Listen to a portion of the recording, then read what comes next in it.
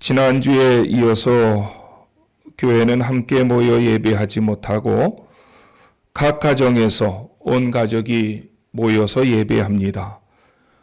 하루속히 코로나19 사태가 해결되어서 예전처럼 온 성도가 함께 모여서 예배하고 교제할 수 있기를 주님의 이름으로 간절히 기도하고 소원해 봅니다. 오늘은 야고보서 6번째의 강의 시간으로 본문 야고보서 1장 12절로 15절의 말씀을 의지해서 시험과 유혹 앞에서 라고 하는 제목으로 하나님의 말씀을 듣고자 합니다. 야고보서 1장 2절로부터 11절까지는 하나의 큰 단락을 이루는데 야고보서에서 계속적으로 중요하게 다루게 될 세 가지 주제를 언급한다고 했습니다.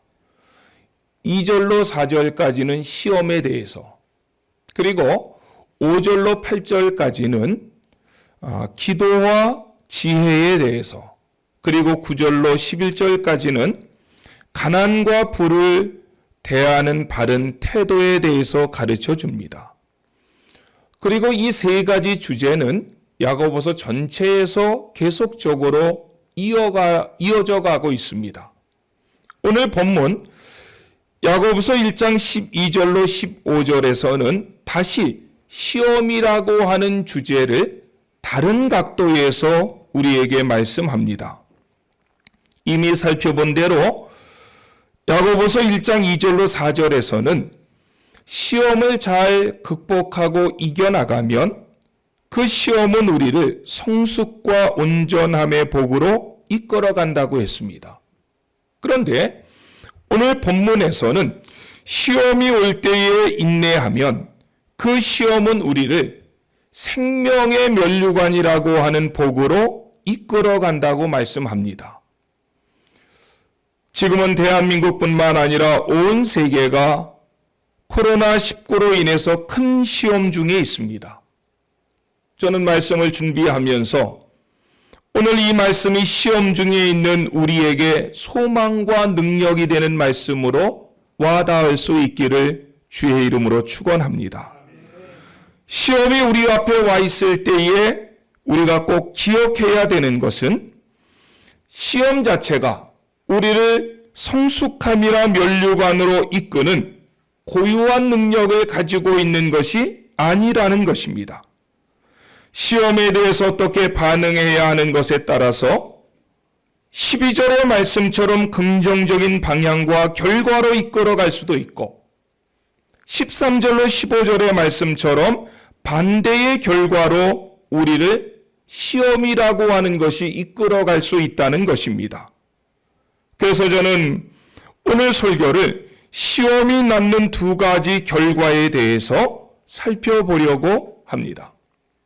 먼저는 시험을 긍정적으로 통과한 결과가 무엇인지를 12절을 통해서 살펴보겠습니다. 우리 12절 말씀을 한 목소리로 같이 한번 봉독하시겠습니다. 시작. 시험을 참는 자는 복이 있나니 이는 시련을 견디어낸 자가 주께서 자기를 사랑하는 자들에게 약속하신 생명의 면류관을 얻을 것이기 때문이라고 했습니다. 시험을 참는 자는 복이 있나니 라고 하는 이 말씀은 어디에서 많이 들었던 패턴입니다. 어디에서 들었습니까? 마태복음 5장 1절로 12절 말씀에 보면 팔복이 나옵니다. 이 팔복에서 심령이 가난한 자는 복이 있나니, 애통한 자는 복이 있나니, 온유한 자는 복이 있나니, 의에 줄이고 목마른 자는 복이 있나니 하면서 오늘 12절과 같은 패턴으로 말씀하고 있는 것을 보게 됩니다. 여기에 복이 있다라고 하는 이 복이라고 하는 헬라어는 마카리오스라고 하는 단어입니다. 이 복은 역설적인 복이요 거룩한 복을 말할 때 사용하는 단어입니다. 마카리오스라고 하는 헬라어는 이것은 환경과 관계없이 환경을 초월하여 환경이 빼앗아갈 수 없는 행복을 의미할 때 사용하는 단어입니다. 이 복을 하나님께서는 시험을 참고 견딘 자들에게 주신다는 것이며, 이 복의 결국은 우리를 생명의 면류관으로 이끌어 가신다라고 하는 내용이 12절의 말씀입니다. 성경을 찾아보면 면류관이란 단어가 나오는 몇 가지 용례가 있습니다. 고린도전서 9장 25절에 승리의 면류관, 디모데후서 4장 8절에 의의 면류관, 베드로전서 5장 4절에 영광의 면류관이라는 표현이 있습니다. 여기에 면류관이란 단어 앞에서 수식하는 그 단어들을 우리는 문법적으로 소유격이라고 말합니다. 성경 원어에서 소유격을 해석하는 방식은 매우 다양합니다. 여기 나오는 소유격은 모두 동격의 소유격으로 되어 있습니다. 다시 말하면 앞에서 수식하는 말과 뒤에 나오는 말이 동격이라는 것입니다. 그러므로 생명의 면류관이라는 말을 조금 이해하기 쉽도록 설명한다면 생명이라는 면류관, 이런 말로 해석할 수 있다는 것입니다. 즉 시험을 참는 자에게는 생명이라고 하는 면류관이 최종적으로 기다리고 있다 라고 하는 것을 야고보 사도는 우리에게 말씀합니다. 오늘 본문 12절을 해석할 때에 세심하게 살펴보아야 될 내용이 있습니다. 그것은 생명의 면류관에 대한 소망은 시험을 당한 사람들에게 인내할 수 있는 중요한 원천 가운데 하나인 것은 분명하지만 그것이 우선순위가 될 수는 없다는 것입니다. 다시 말하면 우리가 시험을 당할 때에 이렇게 다짐할 수 있습니다. 그래, 조금만 참자. 견디자. 아마 좋은 날이 있을 거다. 그러니까 힘이 들더라도 참고 견디자. 이렇게 하면서 시험을 이겨나갈 수 있을 것입니다. 그런데 12절에서 강조하고자 하는 것은 인내의 진정한 원천은 면류관이라는 보상을 바라보는 참는 것보다 더 중요한 것이 있다는 것입니다. 그것이 무엇일까요? 그것은 바로 주님께 대한 사랑이라는 것입니다. 시험을 당하는 그리스도인들이 참고 인내하는 원천은 장차 받을 생명의 면류관을 바라보기 때문이 아니라 우리들에게 면류관을 주시기 위해서 가시 면류관을 쓰신 주님을 사랑하기 때문에 그것이 인내의 원천이 되어야 한다는 것입니다. 그 말씀을 12절 하반절에서 사도 야고보는 말씀합니다. 이는 시련을 견디어낸 자가 주께서 자기를 사랑하는 자들에게 약속하신 생명의 면류관을 얻을 것이기 때문이라 라고 말했습니다. 누구에게 생명의 면류관을 약속하셨습니까? 주께서 자기를 사랑하는 자들에게 약속하셨습니다. 그리스도인들의 정체성은 주를 사랑하는 자들입니다. 어느 글에서 보았던 내용입니다. 목사님이 사모님과 함께 차를 타고 가시다가 교통사고가 났습니다. 안타깝게도 그 사고의 현장에서 사모님은 돌아가셨고 목사님은 기적적으로 살아나셨습니다. 그 일로 인해서 목사님은 매우 힘든 하루하루를 살아가셨는데 그런 일이 있고 얼마 후에 친한 동기 목사님을 만나서 그 목사님은 이렇게 말했습니다. 주께서 나를 남겨두신 이유는 내가 아직 해야 할 일이 많이 있기 때문이죠. 그럴 때에 그 목사님을 진실로 아끼시는 동기 목사님은 이렇게 대답했다고 합니다.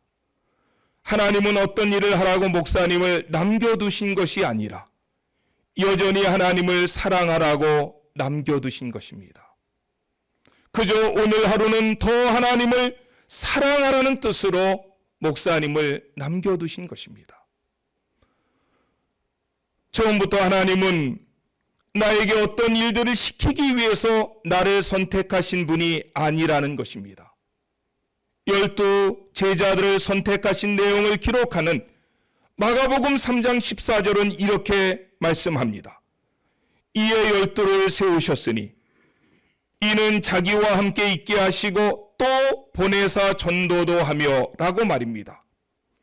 하나님께서 12 제자를 선택하신 분명한 이유는 그들을 통해서 죽어져가는 자들을 구원하시고 하나님 나라를 이 땅에 세우기 위함입니다. 그러나 그 이유가 먼저가 아니라는 사실입니다. 먼저는 하나님께서 그 12 제자와 함께 있고 싶으셔서 그들을 사랑하시기 때문에 하나님께서 12를 선택하신 것입니다. 사랑이 먼저입니다.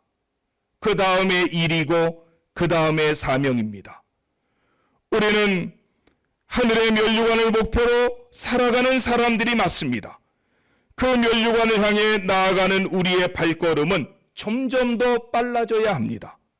그런데 이 면류관을 향해 나아가는 이 발걸음은 주님을 향한 사랑의 심이라는 원천에 의해서 빨라져야만 하는 것입니다.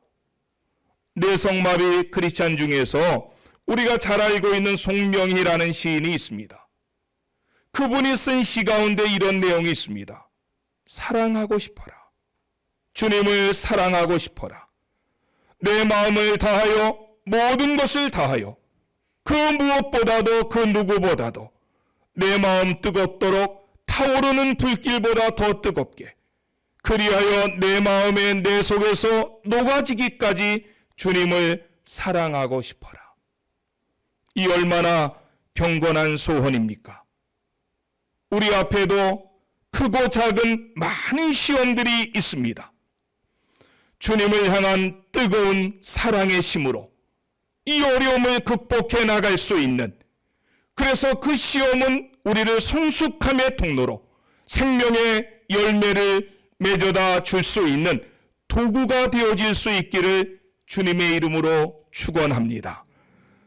둘째로, 시험을 잘못 이해하고 잘못 반응하고 잘못된 구실을 찾는 사람들에 대한 권면의 말씀입니다. 13절 말씀을 보십시오. 같이 한번 봅시다. 시작. 사람이 시험을 받을 때에 내가 하나님께 시험을 받는다 하지 말지니 하나님은 악에게 시험을 받지도 아니하시고 친히 아무도 시험하지 아니하시느니라. 이 말씀을 명쾌하게 해석해내기가 쉽지 않습니다. 특별히 12절과 연관시켜서 이 말씀을 볼 때에는 더욱 그렇습니다.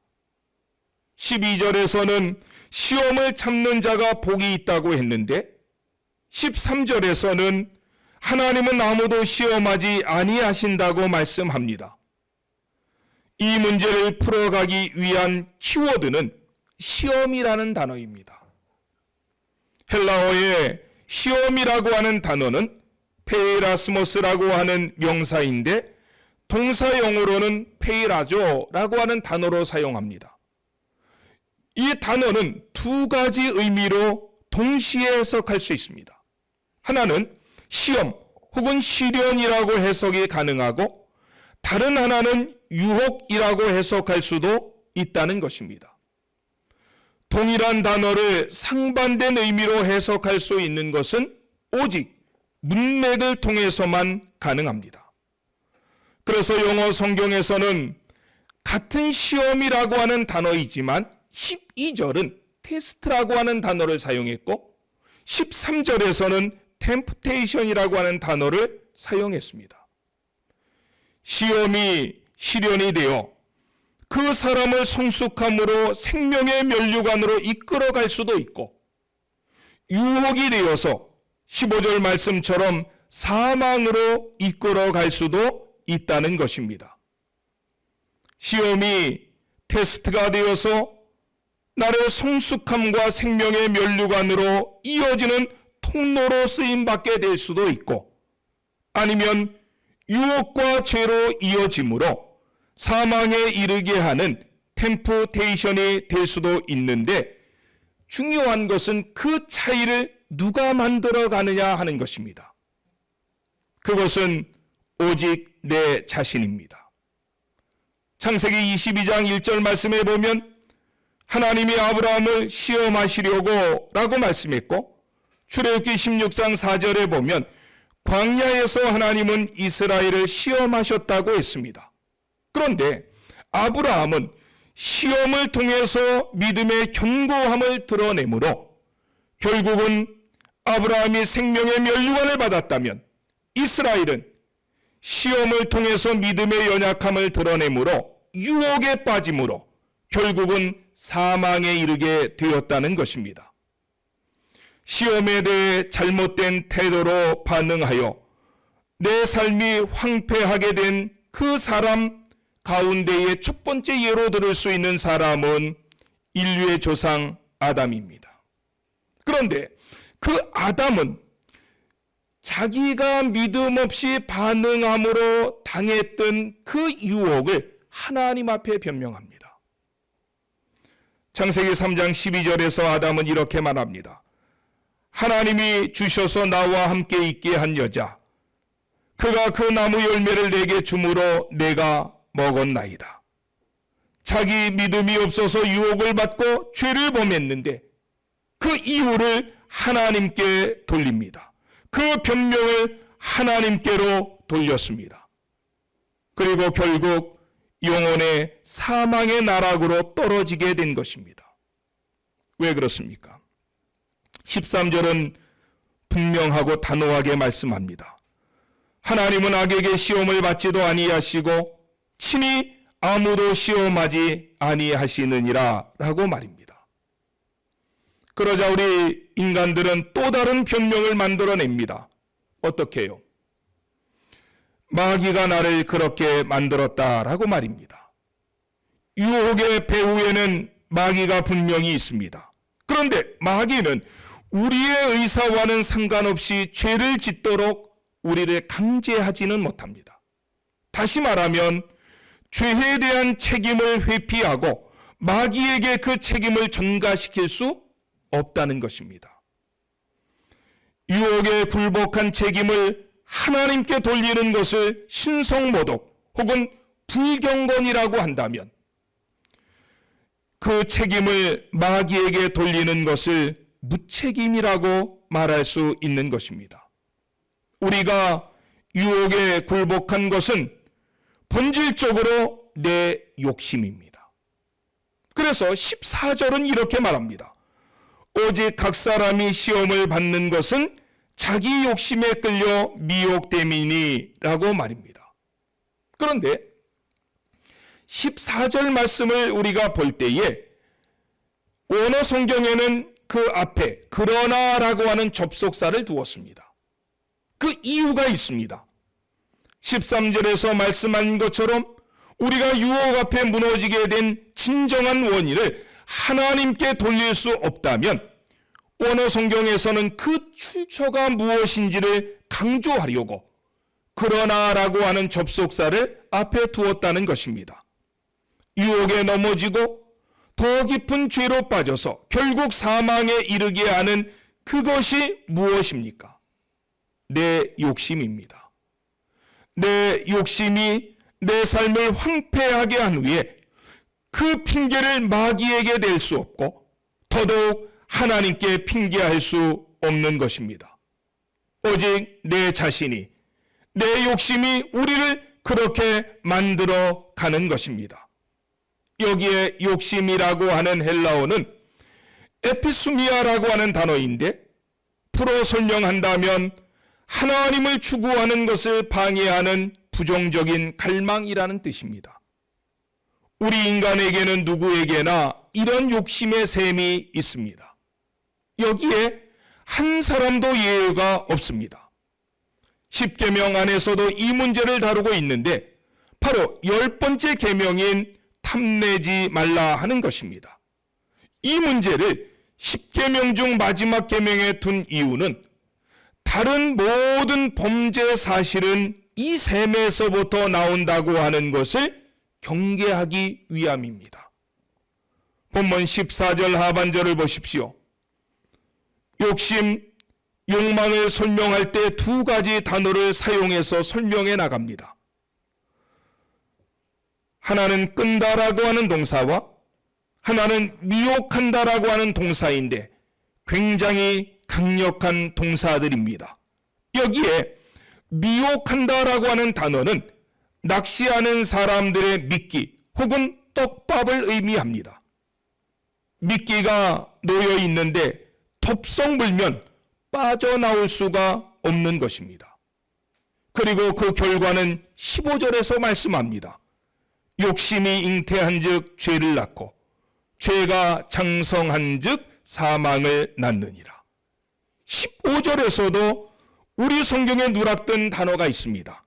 접속사인데 헬라어로는 에이타라고 하는 말이고 영어로는 댕이라고 하는 말입니다. 우리말로 번역하면 그러자, 그러면, 그런 후라고 하는 말로 번역할 수 있는데 접속사를 놓고 번역할 때와 그렇지 않고 번역할 때 세미하게 느껴지는 차이점이 있습니다. 접속사를 놓고 15절을 번역하면 욕심에서 출발해서 사망에 이르는 과정이 한 번 시작되면 그런 후에 그러면 그러자 하면서 이어지는데 이것을 중단하기가 매우 어렵다는 것입니다. 다윗의 예를 들어 보십시오. 다윗이 우리아의 아내 밧세바를 범하는 이야기를 사무엘하 11장에서 설명하는데 저는 사무엘하 11장 4절을 읽다가 깜짝 놀랐습니다. 왜냐하면 목욕하고 있던 밧세바를 데려왔을 때 그 밧세바라고 하는 여인은 여인의 생리기간 중이었습니다. 그런데 다윗은 그 여인의 부정한 기간이 지날 때까지 기다린 후에 그녀와 더불어 동침합니다. 다윗이 누구입니까? 위대한 성군이 아닙니까? 그런데 욕망에 한번 클릭하자. 그런 후에 그러자 그러면 하면서 죄는 꼬리에 꼬리를 물었던 것입니다. 욕망이 그 셈이 우리 가운데에서 요동칠 때에 어떻게 해야 됩니까? 요셉의 예는 우리에게 큰 귀감이 됩니다. 창세기 39장 7절에 성경은 이렇게 말씀합니다. 보디발의 아내가 요셉에게 눈짓하다가 동침하기를 청하니라고 말입니다. 그런데 조금 더 내려가면 10절에서 이렇게 말합니다. 여인이 날마다 요셉에게 청하였으나 라고 말입니다. 한두 번 유혹한다면 이길 수도 있습니다. 그런데 날마다 유혹하면 어떻게 해야 됩니까? 도망하십시오. 그 자리를 피하셔야 됩니다. 욕심, 유혹을 클릭하는 순간에 우리는 수렁의 늪으로 빠져드는 것입니다. 욕심이 잉태한 즉 죄를 낳고 죄가 장성한 즉 사방을 낳는 것입니다. 이 말씀을 꼭 기억하십시오. 욕심이 가져올 수 있는 삶의 황폐함이 얼마나 심각한지 말입니다. 욕심의 결과가 빠르게 그리고 파괴적으로 오늘도 우리에게 말없이 다가오고 있습니다. 오늘의 말씀을 정리합니다. 방송으로 각 가정에서 예배하시는 분들 가운데 놀란 분도 계실 것입니다. 왜냐하면 본당에서 예배하지 아니하고 우리 초동부실에서 예배하기 때문에 말입니다. 사실은 어제 실시간 방송을 준비하기 위해서 방송팀이 저녁에 교회에 와서 방송 시스템을 점검하는 순간에 앰프가 찌찌찌하고 문제가 생겼습니다. 밤 11시까지 갖가지 방법으로 해결을 해보려고 했지만 해결하지 못했습니다. 교회는 첫 라이브 방송인데 충분히 시험의 요소가 될 수 있는 일이 생긴 것입니다. 하지만 우리 모두는 이러한 작은 시험이 있지만 이 시험 앞에 믿음으로 반응하기에 이 작은 시험조차도 우리 교회 공동체를 더욱 성숙함으로 이끌어갈 것입니다. 하지만 걱정은 코로나19 사태입니다. 앞으로 많은 시험을 가져다 줄 것입니다. 이 파장이 어떻게 이어질지는 누구도 알 수 없습니다. 하지만 저는 확신합니다. 이 방송을 들으시는 우리 모두는 이 시험 앞에서 인내할 것입니다.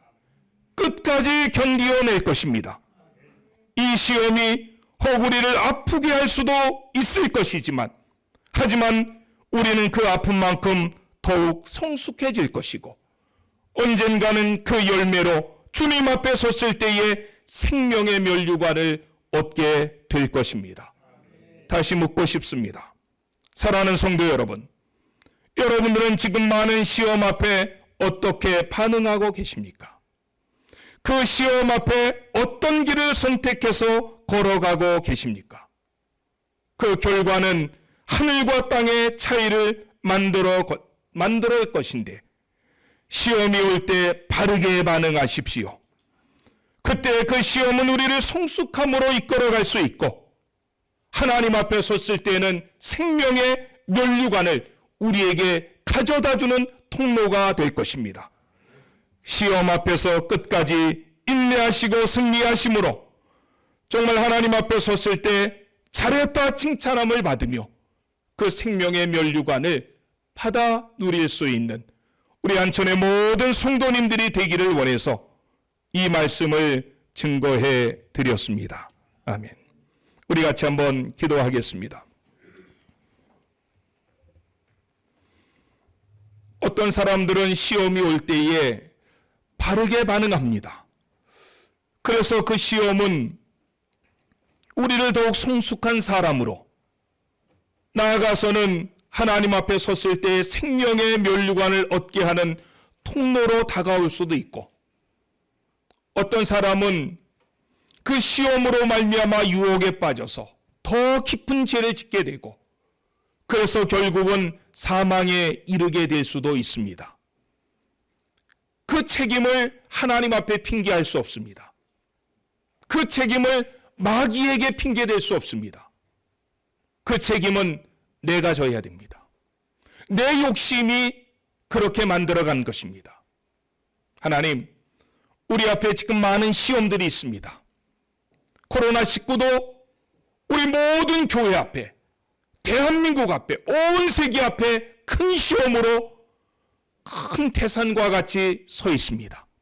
하나님, 우리 안천의 성도들, 이 땅에 있는 하나님의 백성들이 이 시험 앞에 인내하게 하시고 끝까지 참게 하시고 견디게 하셔서 우리를 성숙함으로, 우리를 생명의 면류관으로 이끌어갈 수 있도록 도와달라고 기도하십시오. 특별히 코로나19 사태로 인해서 경제적으로도 많이 어렵습니다. 직장 생활하시는 성도들, 또 사업을 운영하시는 성도들, 어려움을 당할 때 하나님 피할 길을 열어달라고 기도해 주십시오.